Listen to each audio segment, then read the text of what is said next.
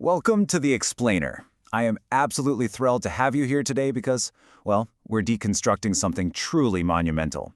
We're going to take a magnifying glass to the single most popular sport in human history. Whether you call it football, soccer, or the beautiful game, it's just literally inescapable in our modern lives. But we aren't just going to talk about the sport itself. No, we are here to uncover the actual anatomy of this global phenomenon. Just consider the staggering scale of this thing. 5 billion fans. Let that sink in for a second. That is literally more than half the population of the planet. And alongside all those fans, you've got something like 250 million active players lacing up their boots across over 200 countries and territories. From the most ultra-modern, high-tech stadiums in Europe, all the way to dusty streets in South America and rural villages in Africa, this game is just an undisputed giant. But that brings us to the central mystery of our explainer today. How exactly did a game, one that was formally codified in the public schools and taverns of Victorian-era England, manage to conquer the entire globe? We really need to look at football's dominance not just as a timeline of history, but as a fascinating puzzle to solve. Why this sport and not another one? Okay, let's dive into this. We're going to look at 4 key ingredients today. First, simplicity and accessibility. Second, a tool for resistance. Third, identity and nationalism. And finally, the global media revolution. Let's kick things off with ingredient number 1, beautifully simple, universally accessible. To truly understand this, we have to acknowledge that the human impulse to just kick a round object, it's incredibly ancient. Way before the English ever wrote down a single rule, there was Cuju. It's an ancient Chinese game literally meaning kickball, originating back in the 3rd century BC. It's the earliest recorded precursor to football, and honestly, it just proves that kicking a ball is this universal, almost primal human instinct. And why is that instinct so incredibly easy to act on? Well, because the barriers to entry are basically zero. Seriously, picture your own childhood for a second. You don't need expensive gear or specialized courts. The bare essentials are exactly that, bare. You need something to act as a ball. Historically, people used rubber, wrapped leaves, or, even an inflated pig bladder. You need an open space, which could be a narrow street, an empty parking lot, or a bumpy hillside. Add a few players, and you've got a game. Absolutely anyone can play, regardless of where they come from. Now, while the instinct itself is ancient, the modern structure we know today definitely has a specific origin point. Back in 1863, the Football Association, the FA, met up in London and established the modern laws of the game.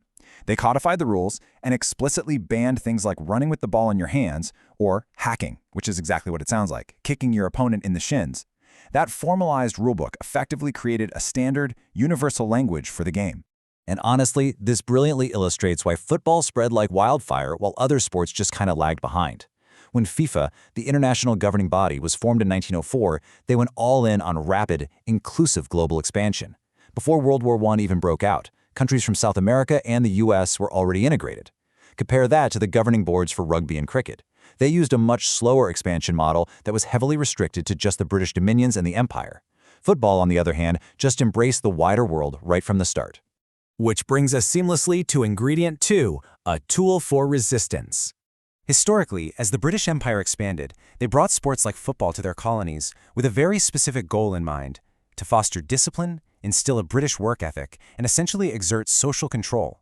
But here is where the history gets really fascinating. Indigenous populations across the globe quickly flipped that script. They took the colonizers' game, completely subverted its original intent, and turned it into a powerful form of cultural and political resistance. This dynamic is captured perfectly by historian Laura Fair. She notes, although the British wrote and administered the rules of play, they exercised very little influence over the meanings which men attributed to the game. She was studying colonial Zanzibar, where local neighborhood teams actually formed their own independent leagues. They built this incredibly vibrant culture around the sport that completely evaded British oversight. And you see this kind of subversion absolutely everywhere in history. In Zanzibar, native teams would literally boycott matches if they were assigned a biased foreign referee. In Calcutta, India, back in 1911, the indigenous team Mohun Bagan famously played barefoot, bringing their own cultural comfort to the pitch, and they actually beat a European team to win a major championship. It became this huge symbol of anti-colonial spirit. And over in South Africa, native teams used the sport to dissolve social distinctions and totally reject British attempts to control their independent leagues. Now, as colonies eventually started winning their independence, the role of the sport naturally evolved. That brings us to ingredient 3, identity and banal nationalism. So, the crucial takeaway here is summed up beautifully by scholar Sean Lopez. He explains that football provided an arena for the performance and evaluation of post-colonial modernity. What does that mean? Well, for example, in 1920s Egypt, playing in the Olympic football tournaments wasn't just about trying to win a shiny medal. It was a highly conscious, public effort to shed those old colonized stereotypes and prove to the world that they were a capable, modern, and totally equal nation. This intense connection between the sport and the nation leads to what sociologists call banal nationalism. Football rivalries forge these incredibly strong national identities. Think about it. There is a unique, heavy geopolitical weight when a former colony steps onto the pitch against its former colonizer. Plus, the actual style of play becomes a huge source of pride. The tactical, rock-solid defense of the Italians, or the fluid, creative flair of the Brazilians. Those aren't just sports tactics. They are deeply ingrained cultural identities being expressed out there on the grass. And we really can't understate the intense, real-world power this sport holds over geopolitics. Just look at these two stark historical contrasts. In 2006, the Ivory Coast national football team acted as a unified front and successfully pleaded with their country to secure a truce during a devastating civil war. It was incredible. But on the flip side, in 1969, highly charged violent football matches between Honduras and El Salvador actually acted as the final catalyst that sparked a real-world military conflict, famously known as the Football War. The stakes on the pitch, for better or worse, frequently spill right over into reality. All right, let's move to our final piece of the puzzle, ingredient 4, the global media revolution.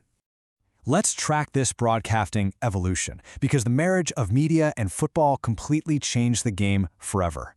Back in the 1920s, radio broadcasts allowed commentators to paint these vivid audio pictures, suddenly expanding the audience way beyond the local town.